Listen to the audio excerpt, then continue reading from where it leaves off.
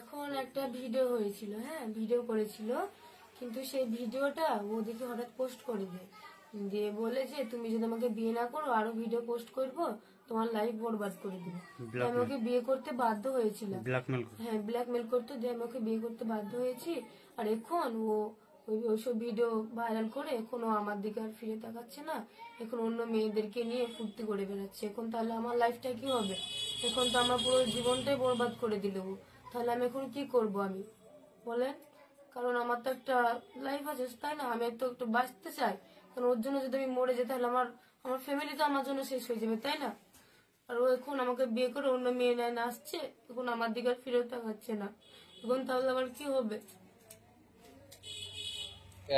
যে ছেলেটা অ্যাকিউজড আছে, সে মাইনর ছেলে আছে, তার বয়স হচ্ছে 17 ইয়ার্স।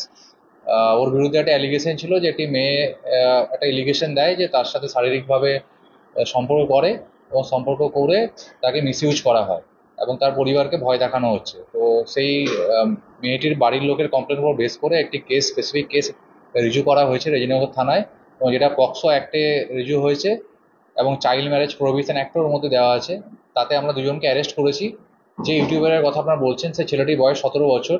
তো অ্যাজ পার পক্সো অ্যাক্ট তাকে আমাদের জুভেনাইল জাস্টিস যে বোর্ড আছে জেজেবি সেখানে প্রোডাকশন করতে হবে, এবং তারা যেটা সিদ্ধান্ত নেবে তাকে মেবি হোমে স্থানান্তরিত করা হবে, এবং আমাদের বাকি যে লিগেল প্রসিডিওর আছে মেডিকেল থেকে শুরু করে সেখান থেকেই হবে। পিসির আমরা পিসি নিচ্ছি না, কারণ জুভেনাইলদের পিসি নেওয়া হয় না। অ্যাজ পার জেজেপি যেমন যেমন ইনস্ট্রাকশন দেবে আমরা সেই ইনস্ট্রাকশন মেনে চলবো।